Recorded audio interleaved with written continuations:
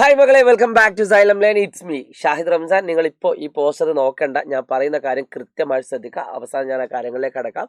ഇതൊരു promotion video ആയിട്ട് മാത്രം നിങ്ങൾ കാണരുത്. കൂടാതെ തന്നെ എനിക്ക് പറയാനുള്ള കാര്യങ്ങൾ കൃത്യമായിട്ട് കേട്ടതിന് ശേഷം നിങ്ങൾക്ക് എന്താണോ ഫീൽ ചെയ്തത് അത് നിങ്ങളൊന്ന് കമൻറ്റ് ചെയ്യുക. ഞാനൊരു ബ്ലാങ്ക് സ്ലൈഡ് ഇടുന്നു.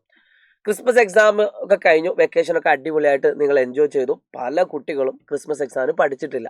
കാരണം ചില കുട്ടികൾ, ഏറ്റവും കൂടുതൽ കുട്ടികൾ മെസ്സേജ് അയച്ചുകൊണ്ടിരിക്കുന്നത്, സാർ പഠിക്കാനൊക്കെ നല്ല ആഗ്രഹമുണ്ട്, ഞാൻ സാധാരണ ഒരു വിദ്യാർത്ഥിയല്ല, ഞാൻ ആദ്യം മുതലേ പഠിച്ചു വന്നൊരു കുട്ടിയാണ്, എന്നിട്ട് പോലും എനിക്ക് ഈ ക്രിസ്മസ് എക്സാം നന്നായിട്ട് ടഫായിട്ടുണ്ട് സാർ, മറ്റുള്ള കുട്ടികളൊന്നും പറയുന്നത് പോലെ അല്ല എന്നൊക്കെ പല ആളുകളും പറയുന്നുണ്ട്. അതോടൊപ്പം തന്നെ ലാസ്റ്റ് മാസങ്ങളിലൊക്കെ നന്നായിട്ട് സാധാരണ പഠിക്കുന്നതിലൊക്കെ അധികം ടൈം എടുത്തുകൊണ്ട് രാത്രി ഉറങ്ങുന്ന അളവുകളൊക്കെ എത്രയോ കുറച്ചുകൊണ്ട് ട്യൂഷന് പോയിട്ടും അല്ലാതെയൊക്കെ ആയിട്ട് കഷ്ടപ്പെട്ട് പഠിച്ച +1 മക്കൾ ഒരുപാടുണ്ട്. പക്ഷെ അവർക്കൊക്കെ ഈ എക്സാം ടഫായിരുന്നു എന്ന് പറയുമ്പോൾ സത്യം പറഞ്ഞാൽ നമുക്കൊരു സങ്കടമാണ്. പക്ഷേ നമ്മൾ അവിടെ എന്താണ് മനസ്സിലാക്കേണ്ടത്? ഏറ്റവും പ്രധാനപ്പെട്ട ഒരു അഡ്വാൻറ്റേജ് എന്താണെന്ന് വെച്ചാൽ, ഇപ്പോൾ നിങ്ങൾ കഴിഞ്ഞത് ക്രിസ്മസ് എക്സാമാണ്. പഠിക്കാൻ കോൺസെൻട്രേഷൻ കിട്ടാത്ത മക്കളോടാണ് എനിക്ക് പറയാനുള്ളത്, നമ്മുടെ ultimate aim +1 public എക്സാമാണ്.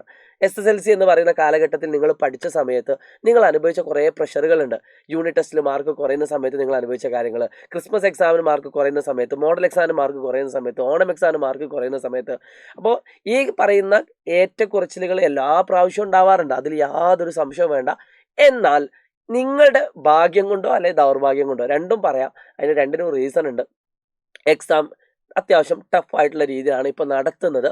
Public exam പൊതുവേ ഭയങ്കര ടഫ് ആവാറില്ല, അത് നിങ്ങൾക്കൊരു ആശ്വാസമാണ്. എങ്കിലും നമുക്ക് പറയാൻ പറ്റില്ല പബ്ലിക് എക്സാം എളുപ്പമാവോ ടഫാവോ ഒന്നും നമുക്ക് പറയാൻ പറ്റില്ല, ഡിപ്പെൻസ് ആണ്. അപ്പോൾ നമ്മൾ ചെയ്യേണ്ടത് ഇനി അങ്ങോട്ട് എങ്ങനെ പഠിക്കണം എന്നുള്ളതാണ്.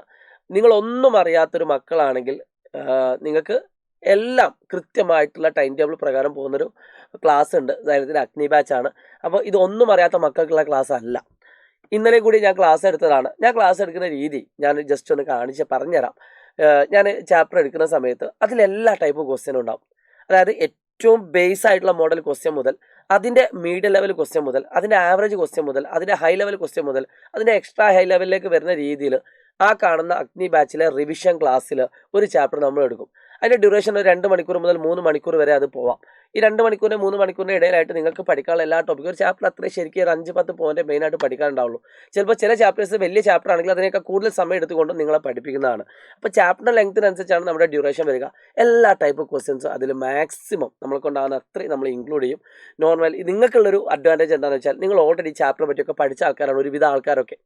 അപ്പോൾ നിങ്ങൾക്ക് ഈ പറയുന്ന ഹൈ ലെവൽ ക്വസ്റ്റ്യൻസ് ഒക്കെ നിങ്ങൾക്ക് പ്രാക്ടീസ് ചെയ്യാനും അതിലൂടെ പബ്ലിക് എക്സാമിനേക്ക് നിങ്ങൾക്ക് പ്രിപ്പയർ ആവാനും ഏറ്റവും ബെസ്റ്റ് ആയിട്ടുള്ളൊരു ബാച്ചാണ് അഗ്നി ബാച്ച്. ഇനി ഞാൻ പറയാൻ പോകുന്ന കാര്യത്തിലേക്ക് ശ്രദ്ധിക്കട്ടെ. അതിൽ ഇപ്പോൾ ജോയിൻ ചെയ്യുന്ന ആളുകൾക്ക് 15% ഓഫർ ഉണ്ട്. കൂടാതെ തന്നെ ഈ ജനുവരി 10 മുമ്പ് ജോയിൻ ചെയ്യുന്ന കുട്ടികൾക്ക് സ്മാർട്ട് വാച്ചുകളും എന്തുണ്ട്, ഈ കാണുന്ന പിന്നെ സ്മാർട്ട് വാച്ച് നിങ്ങൾക്ക് 5 ആളുകൾക്ക് സ്മാർട്ട് വാച്ച് കിട്ടാനുള്ള അവസരം കൂടിയുണ്ട്. നിങ്ങളത് സ്മാർട്ട് വാച്ച് കിട്ടാൻ വേണ്ടിയിട്ടല്ല നിങ്ങൾ ജോയിൻ ചെയ്യേണ്ടത്, നിങ്ങൾക്ക് മാർക്ക് കിട്ടാൻ വേണ്ടിയിട്ട് നിങ്ങൾ ജോയിൻ ചെയ്യുക. ക്ലാസ് ഗ്യാരണ്ടിയാണ്, നല്ല ക്ലാസ്സുകളാണ്, യാതൊരു സംശയമില്ല. ഇനി മാത്സ് പഠിക്കുന്ന കുട്ടികളോട് എനിക്ക് പറയാനുള്ളത്, നിങ്ങൾക്ക് ആൻസർ ഷീറ്റ് കയ്യിൽ കിട്ടിക്കഴിഞ്ഞാൽ നിങ്ങൾ ചെയ്യേണ്ട കാര്യമുണ്ട്. മാത്സിൻ്റെ ആൻസർ കീ കയ്യിൽ കിട്ടിക്കഴിഞ്ഞാൽ, answer key means answer sheet, ഓരോ ചോദ്യവും എടുത്തിട്ട് അനാലിസ് ചെയ്യുക. നിങ്ങൾക്ക് ഏത് ചാപ്റ്ററിലാണ് മാർക്ക് കുറഞ്ഞത്, ഏത് ചാപ്റ്ററിലാണ് മാർക്ക് കുറഞ്ഞത്, കുറയാനുള്ള റീസൺ എന്താണ്? റീസൺ പല തരത്തിലുണ്ട്. ഒന്ന്, നിങ്ങൾ ഇതുവരെ കാണാത്ത ചോദ്യം, നിങ്ങൾ ഒരുപാട് പ്രാക്ടീസ് ചെയ്തിട്ടും ഇതുവരെ കാണാത്ത ചോദ്യം ഉണ്ടെങ്കിൽ അതൊന്ന് റൗണ്ട് ചെയ്ത് വെക്കുക, കാരണം ആ ടോപ്പിക്കിലേക്ക് നമുക്ക് വളരാനുണ്ട്. രണ്ടാമത്തേത്, നിങ്ങൾ ചെയ്യുമ്പോൾ പകുതിയായിട്ട് സ്റ്റെക്കായി പോകുന്നുണ്ട് എങ്കിൽ നിങ്ങൾ പഠിച്ച ട്രാക്ക് കറക്റ്റ് അല്ല, നിങ്ങൾക്ക് പല ഇക്വേഷൻസും അറിയില്ല, അതുകൊണ്ടാണ് അത് പകുതിയായിട്ട് നിന്നു പോകുന്നത്. പിന്നെ ചില ചോദ്യങ്ങൾ ഈവൻ നമ്മൾ പോലും എക്സ്പെക്ട് ചെയ്യാത്ത കുറേ ചോദ്യങ്ങൾ അതിൽ വന്നിട്ടുണ്ട്. പക്ഷേ അതൊക്കെ നമ്മൾ ഓവർകം ചെയ്തുകൊണ്ടിട്ടുള്ള ഒരു ക്ലാസ്സിലൂടെയാണ് നമ്മൾ കടന്നു പോവുക. ഇനി ട്യൂഷന് പോകുന്ന മക്കളുണ്ട്, അതായത് അഗ്നി ബാച്ചിൽ കൂടെ പഠിക്കുന്ന കുട്ടികളുണ്ട്, യൂട്യൂബ് ക്ലാസ്സുകൾ മാത്രം കണ്ടുകൊണ്ട് പഠിക്കുന്ന കുട്ടികളുണ്ട്. നിങ്ങൾ ഏത് തരത്തിലുള്ള വിദ്യാർത്ഥിയാണെങ്കിലും ഈ 3 മാസം നിങ്ങൾ ഹാർഡ് വർക്ക് ചെയ്തിട്ടില്ല എങ്കിൽ, നിങ്ങൾ കഴിഞ്ഞതൊക്കെ കഴിഞ്ഞടാ, നമ്മൾ വിചാരിച്ചതൊക്കെ നേടാൻ പറ്റുമെങ്കിൽ നമ്മൾ ജീവിക്കാൻ എന്തെങ്കിലും രസമുണ്ടോ? നമ്മൾ കഷ്ടപ്പെട്ടതിനൊക്കെ നമുക്ക് റിസൾട്ട് ഇല്ലെങ്കിൽ പിന്നെ അതിന് ജീവിതം എന്ന് പറയണമെന്നുണ്ടോ? നമ്മൾ ചിലപ്പോൾ കഷ്ടപ്പെടും, അതിന് ചിലപ്പോൾ റിസൾട്ട് കിട്ടൂല. എവിടെ നമ്മൾ വീണ് പോയിട്ടുണ്ടോ, എവിടെ നമ്മൾ വിട്ടുകൊടുത്തിട്ടുണ്ടോ, അതാണ് നമ്മുടെ പരാജയം. ഞാൻ എപ്പോഴും പറയാണ്ട്, ഞാൻ നിങ്ങളോട് സിമ്പിളായിട്ട് പറയട്ടെ. 10ാം ക്ലാസ്സിൽ എൻ്റെ മാത്സിൻ്റെ ഗ്രേഡ് ഏതാണ്? B+ ആണ്. +1 എനിക്ക് മാത്സിൻ്റെ ഗ്രേഡ് B+ ആണ്. +2 എനിക്ക് മാത്സിൻ്റെ ഗ്രേഡ് B+ ആണ്. അന്ന് അത്യാവശ്യം എക്സാം ടഫായിട്ടുള്ള ടൈമുകളിൽ തന്നെയാണ്, അതായത് സാധാ സിമ്പിളായിട്ടുള്ള എക്സാം ഇപ്പോഴല്ലേ സിമ്പിളായി തുടങ്ങിയത്. ഞാൻ പഠിക്കുന്ന സമയത്തൊക്കെ അത്യാവശ്യം സ്റ്റാൻഡേർഡ് ക്വസ്റ്റ്യൻ പേപ്പർ തന്നെയാണ് ഉണ്ടാവാറുള്ളത്, ഭയങ്കര സിമ്പിളായിട്ടുള്ള ക്വസ്റ്റ്യൻ പേപ്പറൊന്നും അല്ല. അപ്പോൾ അതിൽ എനിക്ക് B+ നേടാൻ പറ്റിയിട്ടുണ്ട്. ഇതിൽ 10ലും +1ലും ഞാൻ ട്യൂഷന് പോയിട്ടില്ല. +2ൽ ഞാൻ ട്യൂഷന് പോയിട്ടുണ്ട്. അപ്പോൾ ഞാൻ പറയുന്നത് ഒരു B+കാരനായിട്ടുള്ള എനിക്ക് ഇവിടെ വന്നുകൊണ്ട് നിങ്ങളോട് മാത്സ് എങ്ങനെ പഠിക്കണമെന്ന് പറയാനുള്ളൊരു യോഗ്യത ഉണ്ടെന്നൊന്നും ഞാൻ പറയുന്നില്ല. പക്ഷേ ഞാനിവിടെ എത്തിയിട്ടുണ്ട്. ഉണ്ട് എങ്കിൽ അവിടെ ഞാൻ വിശ്വസിക്കുന്ന ഒരേ ഒരു കാര്യം എന്താണെന്ന് അറിയോ? അത് എൻ്റെ ഹാർഡ് വർക്കാണ്. ഞാൻ മാക്സിമം എഫേർട്ട് എടുത്തിട്ട് പഠിച്ചിട്ടാണ്, പ്രത്യേകിച്ച് മാത്തമാറ്റിക്സ്. ഒരുപക്ഷെ ആ സബ്ജക്റ്റിനോട് എനിക്ക് ഇഷ്ടമുള്ളത് കൊണ്ടായിരിക്കാം ഞാൻ ഈ ഫീൽഡിലേക്ക് തന്നെ വന്നത്. എൻ്റെ മനസ്സിൽ അന്ന് അങ്ങനത്തെ ഒരു എയിമൊന്നുമില്ല, ടീച്ചർ ആവണം എന്നുള്ള ഒരു എയിമൊന്നുമില്ല. എൻ്റെ മനസ്സിലേക്ക് ടീച്ചർ ആവണം എന്നുള്ള ഒരു എയിം വന്നത് ഒരു ഒരു ഒരു കോമിക് സിറ്റുവേഷനാണ്. സുവോളജിൻ്റെ ടീച്ചർ ഇങ്ങനെ ക്ലാസ് എടുത്തുകൊണ്ടിരിക്കുകയാണ്. ബോട്ടണിൻ്റെ ടീച്ചർ ക്ലാസ് എടുത്തുകൊണ്ടിരിക്കുന്ന ഞാൻ സുവോളജി ഏതൊരു ടീച്ചർ +2 പഠിക്കുന്ന സമയത്ത് ഞാൻ വാച്ച് നോക്കിക്കൊണ്ടിരിക്കുകയാണ്. വാച്ച് നോക്കിയിട്ട് എടാ ഇപ്പം കഴിയും ശായതേ ക്ലാസ് കഴിയാനെന്ന് തോന്നുന്നു. അതായത് ടീച്ചർക്ക് മനസ്സിലായി നമുക്ക് ബോറടിച്ചിട്ടുണ്ട്, എപ്പോൾ ബെല്ലടിക്കും, വിശക്കുന്നുണ്ട്, ഉച്ചൻ്റെ പീരീഡാണെന്ന്.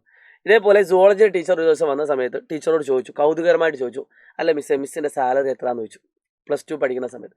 അപ്പോൾ മിസ്സ് പറഞ്ഞു 25,000 രൂപ എന്ന് പറഞ്ഞു. 2011-13 ബാച്ചാണ് ഞാൻ. അപ്പം എൻ്റെ വയസ്സേക്കില്ലേ കണക്ക് കൂട്ടുന്നത്, വയസ്സ് 29, നോട്ട് ഔട്ട് അങ്ങനെ പറയേണ്ടത്. ഓക്കെ. അപ്പോൾ അന്ന് ഞാൻ ചോദിച്ചതാണ് മിസ്സ് എത്രയാണ് സാലറി ചോദിച്ചപ്പോൾ 25,000 രൂപ എന്ന് പറഞ്ഞു. അപ്പോൾ അന്ന് എൻ്റെ ഉള്ളിൽ വണ്ടറടിച്ചൊരു കാര്യമുണ്ട്, എന്ത് വില എടുത്തൊരു ഹയർ സെക്കൻഡറി ടീച്ചറാണ്, ഗവൺമെൻറ് ആവണമെന്നായിരുന്നു ആഗ്രഹം. പക്ഷേ അതിനുള്ളൊരു ഭാഗ്യം എനിക്ക് കിട്ടിയില്ല. അതിലേക്ക് എത്താൻ പറ്റിയെങ്കിൽ എത്താം, ഇനിയും ടൈം ഉണ്ടല്ലോ. അപ്പോൾ ഞാൻ പറയുന്നത്, അപ്പോൾ അതിൻ്റെ ഒരു മോട്ടീവ് അതായിരുന്നു അന്നത്തെ. പല കാരണങ്ങളും ഉണ്ട്, പൈസ എന്നുള്ളത് മാത്രമല്ല. പക്ഷേ എന്നാൽ എനിക്ക് മാത്സ് എന്ന് പറഞ്ഞ സബ്ജക്റ്റിനോട് ഇഷ്ടം ഉണ്ടായതുകൊണ്ട് തന്നെ എൻ്റെ ഉള്ളിൽ ഹയർ സെക്കൻഡറി ടീച്ചറാണ് ഉണ്ടായിരുന്നു.